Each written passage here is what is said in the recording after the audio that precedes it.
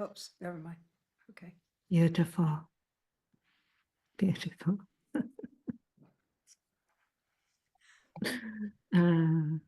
Thank you all so much for coming to join us for our second Heart to Heart. And you probably all know that I'm Padma. You may not know who is, sorry, my screen just went blank. You may not know who is apparently sitting next to me on the screen. That's oh, that's beloved. Yeah, let's do that. This That way. way. Yeah. Oh. Beloved Nischala Joy Devi,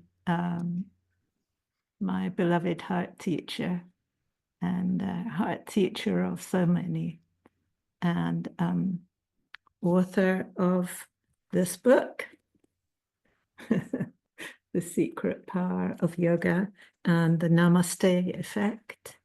And also, she was part of the Dean Ornish program for the reversal of heart disease, right? Without surgery, using yoga, and lifestyle. And also she's done that work with people with cancer as well. Yeah. So she's a great luminary and a beautiful light in the world, and especially in the world of yoga. And it's a wonderful honor and privilege to be back together again. Thank you so much. You want to say something for yourself, probably? Just, I'm so grateful to be here and I'm so grateful to be here and spend all this time thinking about the heart, because it seems that that's what we need to do these days, is think about the heart. It's time. The heart, it's the heart's time. Yeah. So thank you for having me, and thank you all for coming. And hope it will be a fun time. Yeah.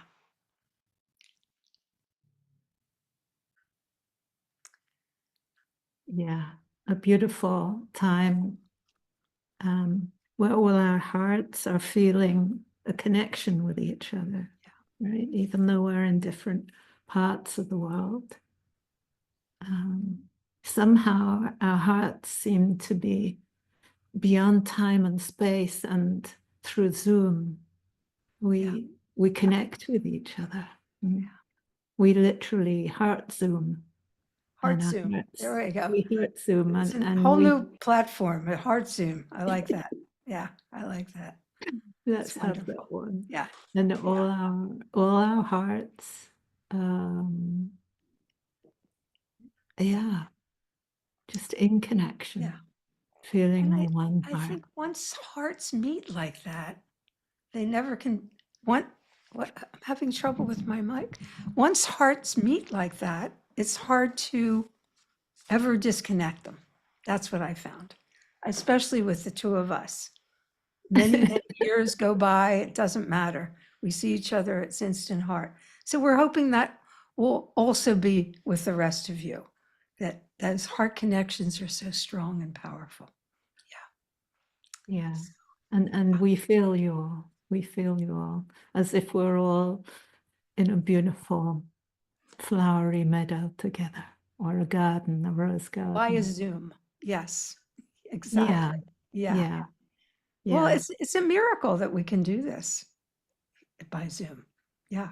We're on all parts of the world, and we join together. So yeah, that's wonderful. It really is. Yeah. And also it's a wonderful, beautiful miracle that we have Kamala and Hari Premanjali with us. Thank you. Total miracle. Thank you. They're angelic music. Beautiful. They're going to bring us into this beautiful, heartful, divine vibration with their wonderful version of Hare Krishna. Yeah.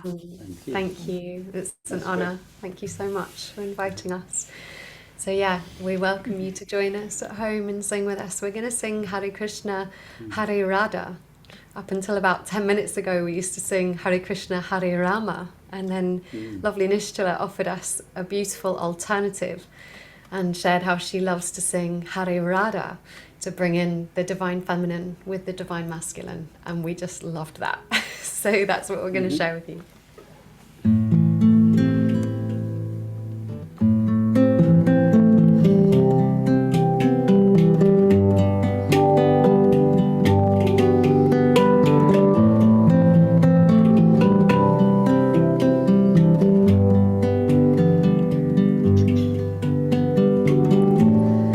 Hare Krishna, Hare Krishna,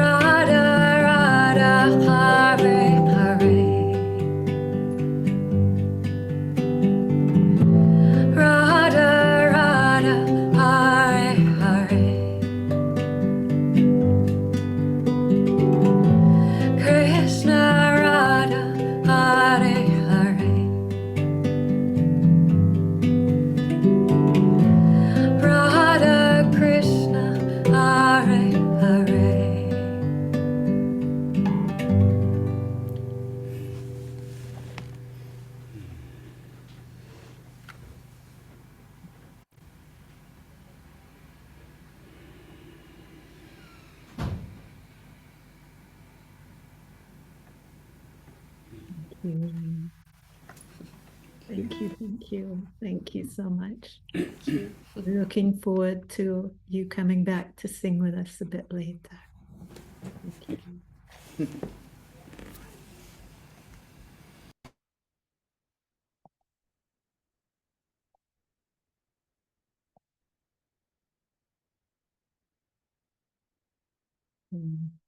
Here we I'm are. amazed. I muted it because I was singing and I didn't want anybody else to have to hear it. It's amazing to me also how you just switched to Radha and you embodied her as you switched just a minute before. So thank you so much for seeing that and just picking up on it and changing the whole thing. It's not easy. Most people wouldn't be able to do that. Thank you. Oh, thank you. Thank It you. felt absolutely perfect. Yeah, Okay. that was amazing. I did find myself singing Rama the first time, just by Ah. habit, as you say. And I really love that because it's always felt singing Hare Krishna, Hare Rama. I've always had a kind of a disconnect thing with like, what's he doing here? Exactly. It's not the same energy, but Hare Krishna, Hare Radha, Radha Krishna. Oh Right. boy. We Yeah. need to tell the world about this. We need to tell them. I've been trying to, but now it's bigger. Tell everybody. Yeah. Because, I think this is one of the things that got us into problems is separating the masculine and feminine in a way that one becomes higher than lower. It's if we just separate and say we're separate but equal, that's different. But when one becomes more important than the other, and you even see it in the statues, it's a big Krishna statue and a small Radha statue. So I think it's time that we brought the idea of heart, not just in humans, but even in the gods that we look at and portray. There needs to be that softer feminine as well as the masculine, the moving it together. So that was a perfect blend of Radha Krishna. Yeah, perfect blend. Yeah, we do get in India, of course, we do get Narayan Lakshmi temples. Yeah, yeah. Radha Krishna, Shiva Shakti. Yeah. And even some statues and works of art, but where they are combined as one being, male and female in one design, but it's rare. And it's not enough. I agree totally. Yeah. I always say we'll let the universe know when it's enough. Just keep it coming until we say enough. Then it's finished. Yeah. That's So true. here we are again, heart to heart. And I like the way you do it, heart with the number 2, heart, because it shows that it's two coming together as one. Because physically, it's not going to come together, obviously, but emotionally, it can come together. And most important, spiritually. There's only one spiritual heart. So we have to all move toward that. Yeah, very, very important. There was one thought that I had, a couple of thoughts for this morning, if I may. Getting back to the sutras, and I don't know how many people are really familiar with the sutras, but they're really brilliant, if I can say that. Patanjali had an overview that was, I think, kind of extraordinary, which I would have expected from someone like that. But you see that there's concepts in the first book that teaches us who we are and how to live our lives. And then the second one gives us practices. So if we go back to a particular concept in the first book, the concept of kindness. And I think this has been pushed aside a little bit too much. People demeaned it. They said, "Oh, it's not enough." It's not a spiritual quality. It's just an ordinary quality. Well, I think it has become one in this society. And I remember the Dalai Lama being asked at one point what his religion was. And he very clearly said, my religion is kindness. And it really made me start thinking about it. And this whole concept in the sutras where it talks about to have kindness to those who are happy. And I thought, well, of course you would have kindness to those who are happy, but there's a lot of jealousy and a lot of things that come up. But the concept then shows itself in the third book. And the third book is interesting because it's supposed to be the gifts or the powers along the way that you gain. And here kindness appears again. And I thought, well, that's interesting. They consider kindness a high spiritual practice and a gift that comes along the way. But this time, it's a little bit different. If I can read it to you, it says, by samyama, which is a meditation, a deep meditation on kindness and other virtuous qualities, one develops the power. This is the important thing. One develops the power to transmit those qualities to others. So to me, this is the crux of it. Because yes, we gain all these spiritual qualities, hopefully, but when you gain them enough, what happens is the overflow starts to inspire other people, and then other people get kindness. What do you think about this, Padma? I think I completely agree. And of course. And I think one of the important things is to focus on the feeling of kindness. If we might, sometimes we say these days the vibration or the frequency or the wavelength or whatever but I would say the feeling of kindness, so we can know. And where do we feel that feeling of kindness? Whether we're giving or receiving, where do we feel it? Right in the heart. Yeah. Can you connect everyone with that feeling of kindness in your own heart? How does that feel? And can you give that feeling to yourself? Mm-hmm. Can you direct that feeling of kindness to yourself? And then it starts to become who we are. It starts to become our natural way of being. Yeah. And that's when it is able to transmit itself, or I forget the word you said, something like that. Yeah. It shares itself, as It's a I would transmission. say. Yeah. It's like joy, right? If you walk into a room and you're joyful, you transmit that to people, and people experience it even. Yeah. Yeah. It's that kind of thing. It's that, it's very permeable. You can feel it. And it takes so little. It takes so little.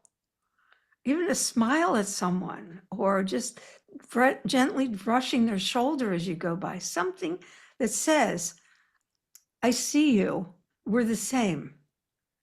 You're not different than me. Yeah, totally. What a different world this would be. Yeah, I think they've even found that this helps people to heal when they're sick in hospital. It does. That's why, just having a little shout out to all you heart ministers who might be here. That's why,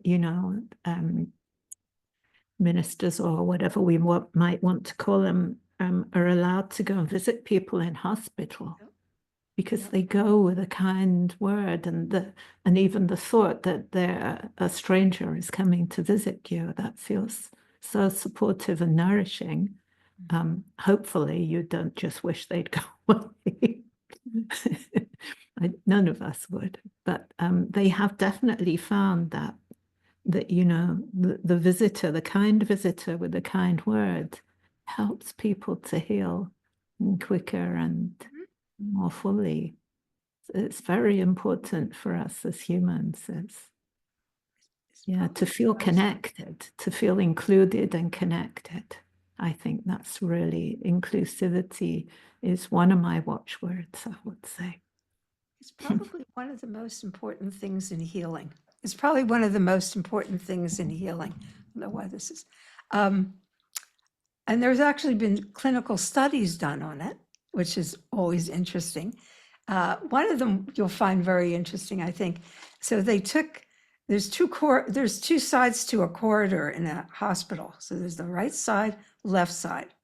And what they did is they said to the nurses, when you go into everybody on the right side, take their medication and just put it on the table. Don't touch them, right? And on the left side, they said, when you give them their medication, make sure you just brush their arm or touch their hand or something when you give it to them. And they studied this then. And not to our surprise, what they found is that the people that were touched had less complications, got out of the hospital sooner, had less pain, right? Just from letting someone know there's another being on this earth that cares about you and cares you can get well, even without it going through the brain and the mind. It went straight to the heart, and the heart helped them heal. So these are the kind of things that they're having to prove how kindness works, but it does, it works. And it's the simplest thing that we can do. And yet we're seeing it's touted as a major spiritual practice to be kind to someone.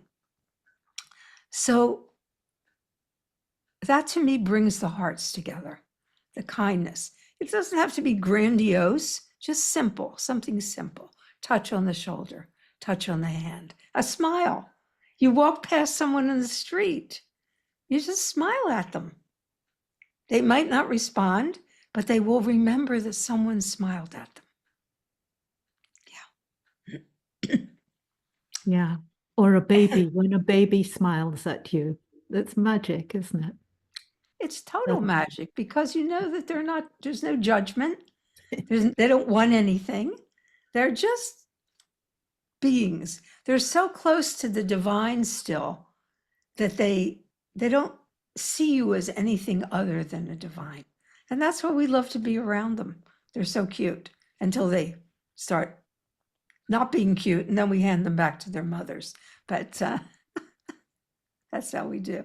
But there's a really sweet story that I'd like to share about this. It's actually a true story. And it just shows how we can bring the spirituality of kindness into everything we do. So it's not something that we have to wait until we have a quiet space, a clean area, we have to meditate, etc. This is something that can be done all the time. So may I tell this little story about this? So there was a woman, and she had just finished a long work shift. She was exhausted, and she was living in New York City and had to take the subway home. And it was a long ride, and she was tired, and she was just sort of sitting on the subway, and her head was bobbing a little bit as she was sleeping. And all of a sudden, this very curious little girl came up to her and looked at her because she was bored too. She had nothing else to do. And so she looks at her and she said, hello. And she said, the woman said, hello. And she said, can I sit with you? And she said, sure. So she came and sat with her. And then she started saying, she realized that she had to have a little conversation. So she said to the little girl, so are you ready to go home, put your pajamas on and go to bed? Because that was her projection, right? That's what she wanted to do. And the little girl looked at her and she said, what are pajamas? And the woman got really quiet and she said, And she looked at the little girl again a little more closely and saw that her clothes were ripped and tattered and not very clean. And she looked over at the mother, who then got very embarrassed to show how her daughter was. So her name was Inga, and she started talking and she said, pajamas are what you put on when you go home and you get ready for bed. What do you sleep in? She said, oh, I just sleep in my underwear or whatever I was wearing that day. So Inga thought, okay.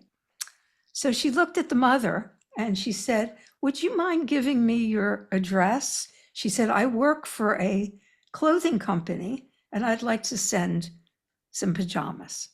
Would that be okay? And the mother was a little bit embarrassed, but she said, okay, thank you so much. And she gave her the address. And as Inga was walking home, she started thinking, wait a second, if there's one little girl like this, there must be a lot of other girls like this. So the next day, she went back to work and she said to her employer, do you have any extra things that you can donate?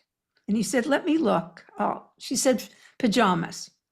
He said, let me look and let me see. And then as she was walking home, she said, why should I keep this benefit just to myself? Let me share it with others. And she started stopping in stores and saying, do you have anything for the children that don't have enough clothes? So she would bring all these bags home, put it in her house, and before long, she had to get a warehouse. She had so many. And then she started asking her friends, how many people can come and help with this? This is what we're talking about. One person was kind, but because of her deep spiritual tendencies, she was able to inspire all these other people to give. This is what we're talking about. Don't keep the sweetness to yourself. Make sure that other people also can benefit from it.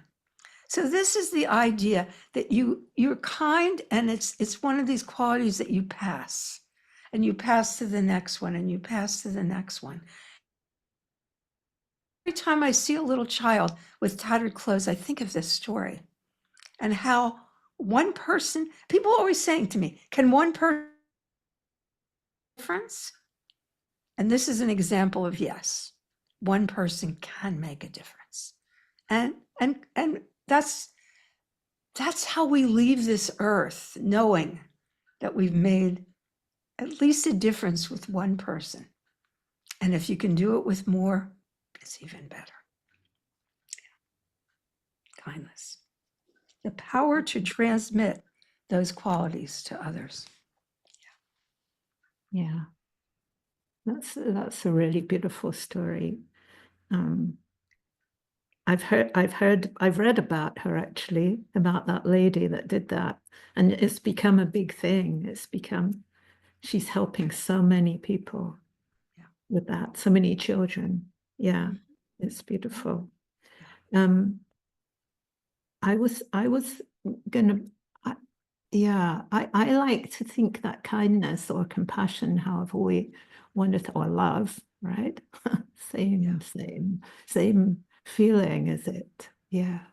So if you can feel kindness and you can give it to yourself, can you feel love and give that to yourself? It's an easy step. You can do it. You can try, right? It's not too hard. What But makes us not be I able often to do it? feel without action, it's not really love. It's not really kindness. I think the action is needed. Padma, what makes it so hard for us to give that love to ourselves? I mean, for the others, when we have it for the others, I think the action springs by itself. I think it has to act. That kind of love has to act. When it's for ourselves, that's different. I think we can just sit and bask in the Sometimes radiance people of the have a heart. hard time giving it, reflecting it inward. They're good at reflecting it outward, but not inward. And that's something that has to be a reciprocity. There has to be giving and taking at the same time, because if you don't fill, then you remain empty. You've given everything. So it's a very different experience in that. Yeah, totally. You have to nourish yourself in order to keep going. Yeah. I wanted to mention as well, if it's okay, a little bit of help, support from the Bhagavad Gita in this kind of way. And also to think, I was thinking, you were having a thought this morning. I was having a think this morning, actually yesterday while I was walking my dog. And I was thinking about, well, here we are talking about scripture. I don't really like that word myself. It's like, that's something someone's going to tell me what I must do, and I'm not keen on that. And I was thinking about, are people really keen on that today? And then we call it wisdom teachings, and that seems to be easier to get close to. And I was thinking about, life's not easy. Being human, being alive's not easy. And we have wonderful ancestors who gathered a lot of wisdom and were willing and happy to share it with us. And we tend to think that's in the past. That's all behind us. What can they know about what we're doing today? And I had this switch around where I realized they're not behind us, they're in front of us, right? They're in front, they're leading the way, actually. Our parents, grandparents, great-grandparents, they're all in front of us. They're leading us. They've gone where we are going, right? They're already there. And they've been able to share some of the wisdom that they've gathered along the way with us through these great teachings. A nice way of looking at it. So then I found that all became a lot more relevant because it's in front of me. It's not behind me, something to be disregarded. It's in front, and they're leading the way, and I'm following in their footsteps. This becomes a lot more interesting now to hear what did they have to say, right? And the Bhagavad Gita is one of the great teaching books, as we've all heard. So a lot of us have probably read it and studied it. So being with I would say my teacher, my guru, Swami Satchidananda, who was also Nischala's teacher, long before I came on the scene. She was with him as a Swami. But I learned, it took me a long time to realize that I learned 3 things from him. I learned surrender, I learned faith, and I learned living as a divine instrument. And it took me about probably 10 or 12 years to realize what I had learned and put words to it, because it was just happening. And then probably another 10 or 12 years for me to understand. Well, I want to say that I learned that from being with him, not from what he was saying. I watched it being done in front of my eyes, you see. I'm a simple monkey see, monkey do.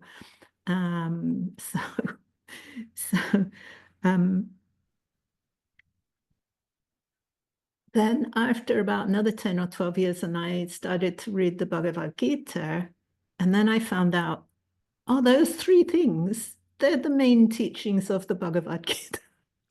And I found that quite impressive. So it talks a lot about, and I just want to say, because Nischala is here, my beloved heart teacher, so she taught me the truth of the heart. And again, not by her words, but through her own being. And and through Sutra 335, but I don't want to talk about that right now. We talked about it last time. So the Gita is teaching us a lot about what it calls karma yoga. And I'll just try and speed this up a bit. So I like to think of it as following our bliss, our personal path is our swadharma, okay? We call it karma. The one I like the best is that love is loving everything into being for its own awakening as us. But anyway, swadharma, that's our personal path. And Nischala last time, she told us it's good if we focus on our head, our hands, and our heart. So in this way, everything is united in our swadharma, in our following our bliss. So the mind and the body are actively engaged in service, and they're illumined by the spirit of devoted service in the heart. So if we don't have that, our ego can get in the way, and it does a lot of shenanigans, as we know. But when the heart's involved and devotion comes into our service, which is what Nischala is talking about with the story of the girl in the pajamas, right? And then our work is transformed into something unique and new, just as that lady on the train, her world was completely changed. Completely. She had no expectation of that or a thank you or anything. So according to the teachings of the Bhagavad Gita, this is when our swadharma, our personal path, meets our vikarma. So that's the karma that is involved with the united heart mind or the awakened heart mind. And then something indescribably beautiful and powerful happens. And it is ignited. This swadharma and vikarma is ignited by the warmth of the heart, the dissolving of the ego, and it leads to a warm and deep kind of passionate wisdom. And that's called akarma. Akarma. When you put a in front, it means without. So this kind of action, which is the heart in action, okay, through the mind, body, hands, and heart all together, without thought of any expectation of anything at all, just infused with devotion of the heart without attachment. And the heart mind is peaceful and radiant. And then it tells us, so this might be useful to hear. It tells us there's no more resulting karma from those actions.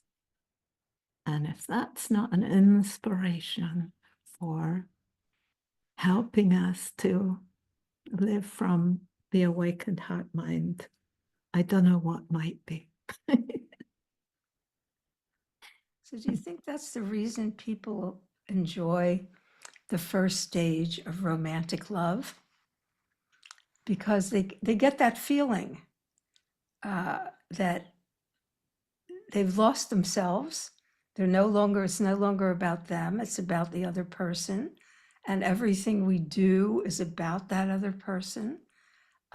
We go shopping. Oh, they love mangoes. Oh, I'm going to get them a mango. Everything is geared to that. And there's a feeling of letting go of our own selfishness that happens in the beginning stages. Hopefully it lasts for a long time, but sometimes it's just the beginning. But wouldn't it be amazing if we could take that same passion, that same dedication, and move it not just to one person, but to many people, and eventually moving it to someone we don't even know? then we're moving from the emotional heart to the spiritual heart. The spiritual heart has no boundaries. It knows nothing of boundaries. It knows nothing of countries, of languages. I was just in India with people who didn't speak any English at all, and we spoke to each other through the heart. If you speak to each other through the mind, that's when the judgment comes in. That's when they're not good enough, they're not tall enough, they're not dark enough, they're not light enough, they're not blonde enough, they're not rich enough, they're not poor enough, whatever it is. But when you meet them with the heart, and I think that most people, their only experience, or most of their experience, let me say it that way, is with another human, and another human that may be very imperfect. But in the beginning, we don't see the imperfections. We just see the compatibility of heart, the love, the experience. So yes, I agree completely. And I think that as we grow spiritually, if we don't add or continue to develop the seva, the karma yoga, the whatever you want to call it, aspect of our practice, we can't grow in the other packs. And this is what I see happening. As people get a little more developed on the path, they withdraw from society. And for a time, it may be necessary. But what is the purpose of gaining all that other than our own realization? But if everyone else is not in that state, it's much more difficult. So we gather it together and we help the others. Come on, try this, try some karma yoga, try feeding poor people, try giving your clothes away, see how it feels. And then we start to say, oh, wow, my heart feels really happy when I give this bag of clothes away, when I feed these people. And then hopefully we develop a positive habit and a craving in that way. And we want to do more and more and more. So yeah, I think what you're saying is just all tied in with it.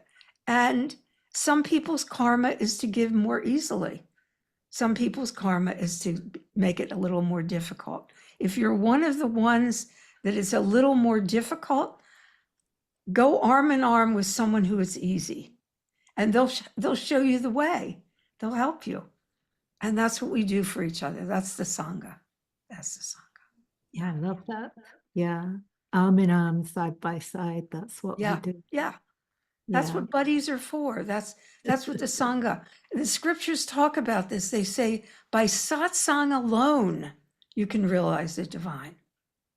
By satsang alone, just by being with other people who think the same way, who feel the same way, who experience life the same way, you're uplifted immediately. Yeah. I've had students who've told me stories like they were traveling home after a hard day at work, like your lady on the train, but on a bus, and they were like really grumpy and tired, and they saw one of the Sangha walking in the street from the bus, and just seeing the other Sangha member who's living in the hut, just seeing them, they're also probably going tired home. They just felt uplifted just to see them from a window of a bus. Isn't that amazing? Well, the lights find each other. We find each other. And as soon as you find another light, it's like a magnet. You just are drawn to it. You know that. And the problem is some people were repelled by, because it's magnetism. So we have to then get strong enough. Our magnet has to get so strong that when we rub against those people, we get the same attraction as before. And that's the kindness. I think it comes back to the kindness again. Because people may reject you immediately because sometimes that light in that heart is really hard for people. They don't want it. It's almost like they're going away from it. But if you're kind, it softens everything. And that way you can move in. I found that when I was working with cardiac patients, it was like that because they were hard. A lot of them were hard people. They were hardened, and they hardened their heart in the process, and it got diseased. And I knew that if I just came in with all light and rainbows, that they were going to run the other way. I knew that. So what I had to do was just very slowly, easily, gently. And they would always come up to me and they'd say to me, why is it when I feel like when I talk to someone else, they see me as a heart patient, as I have a bad heart. But when you look at me, I don't feel that. Why is it? And I said, because I'm not looking at your diseased heart. I'm looking at your beautiful heart, the heart filled with love. And they'd sometimes go and they'd walk away. But they would think about it. They would think about it. So everybody wants it. Everybody needs it. It's just how can we make it palatable so they can receive it in the way that we meant it to be received. And I think it's a lot to do with our own intention and purity with that we keep it like that. Yeah. Like the Yeah. singing. I mean, the singing was so beautiful and so pure. It to me, it didn't even go through the mind. It went right to the heart. And Totally. that's what it does. And that's why singing has been around for so long, and people really, it brings out the emotion. In this case, the positive. Yeah.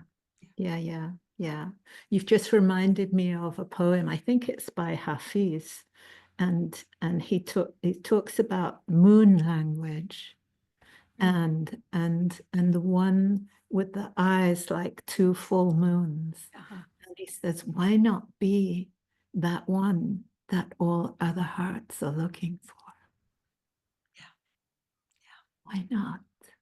See, the Why not? ones that had the power to know, like you said, they were in front of us and they're telling us, they're saying, come on, this way.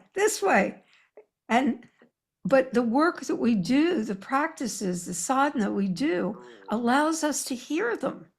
Otherwise, we couldn't hear or see them because you can't hear them with the physical ear or the physical eye. It has to be the subtle that we hear them from. And great people like Hafiz, someone thought to write these things down. So we have them now, many, many years later. But it's not always the case. It's not always the way.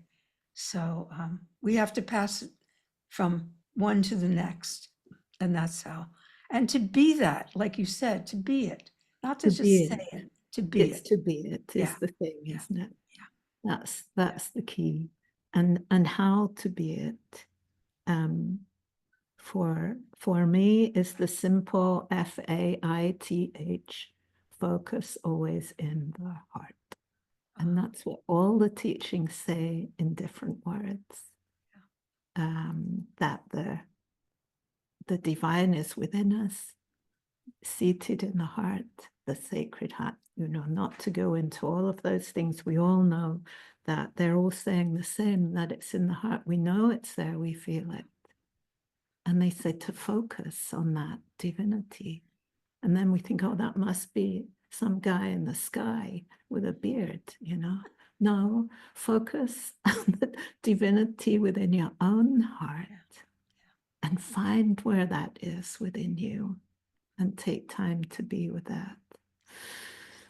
So we're going to have a little bit more Divine Heart song now. Yes. With Kamala and Hari Premanjali, and they're gonna be singing I Am the Light of My Soul, divine song. And Just trying to put the words in for There people. you go. Yeah. Something like that. yeah. And at a certain point, it's going to lead us into a little meditation when the music goes quiet. Okay.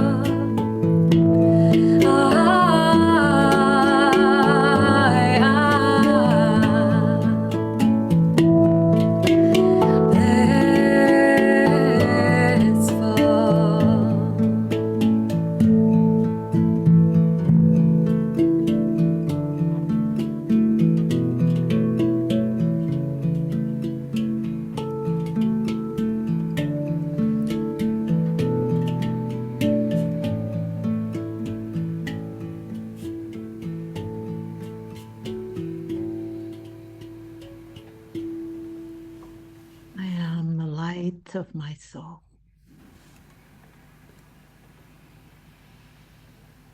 Inviting us to close our eyes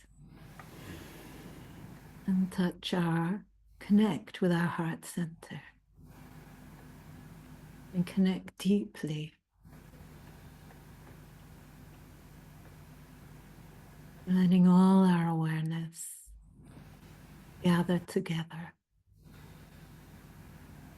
in this place of the spiritual heart within.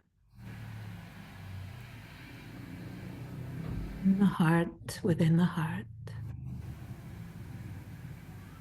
place of peace, of joy, of love, and a radiant presence. I am the light of my soul.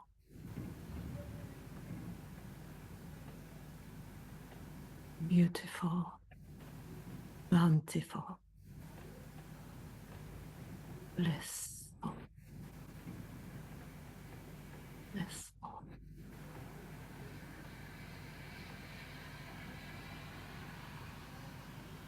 Filled with bliss, contentment,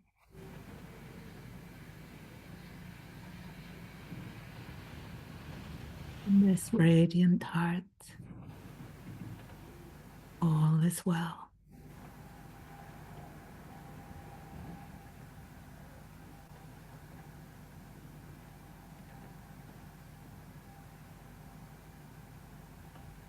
All is present in this moment.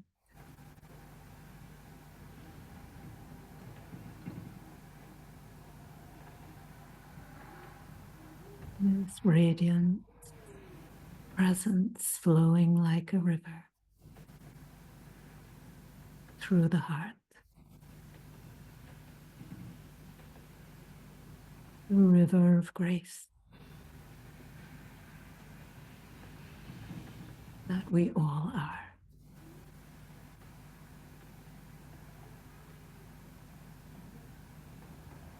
Spending a few moments here together.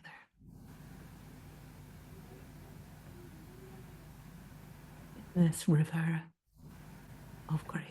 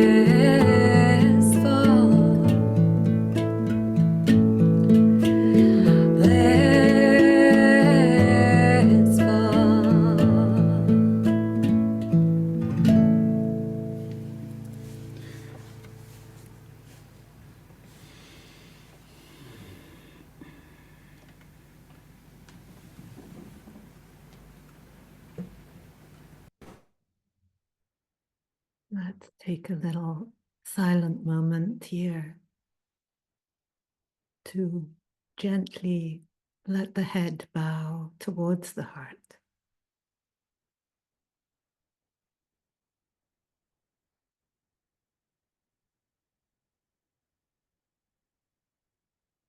And perhaps let a little smile flow from the heart to the face and from the face to the heart.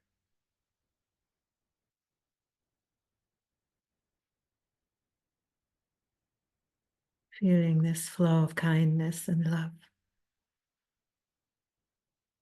filling you up and flowing out to the world.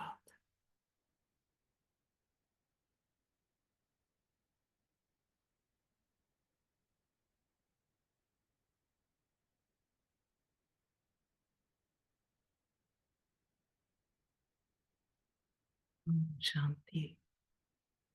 Om Shanti. Om Shanti. Peace, peace. May there be peace on the earth. And let it be. May there be peace in the heavens. May there be peace upon and within all the waters. And may there be peace in every heart. One heart, one love, all one.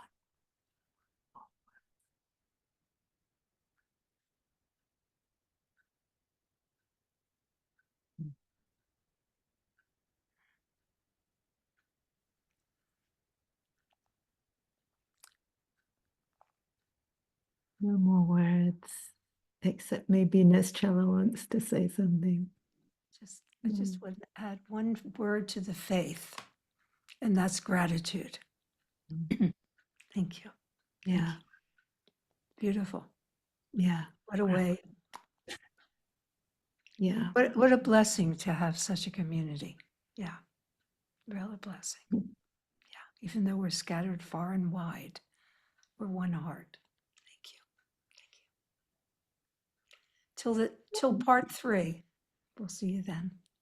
Till part 3. Aha. It's part 3 coming. Look at that. No one knew till now. So we look forward to that. Yeah. And thank you, Kamala and Hari Premanjali. Thank you, everybody who's here this evening. And also, I guess some people will be sharing this on the recording. And thank you most of all to beloved Nischala Devi. Thank you, thank you. Thank you, Padma. One heart. Thank you. Yeah, one heart. So it's that time. It's that time. It's that heart time. Yeah. That I know how to do. So, Okay. Yeah. Thank you. that beautiful time. Till So soon. thank you all again. And thank you.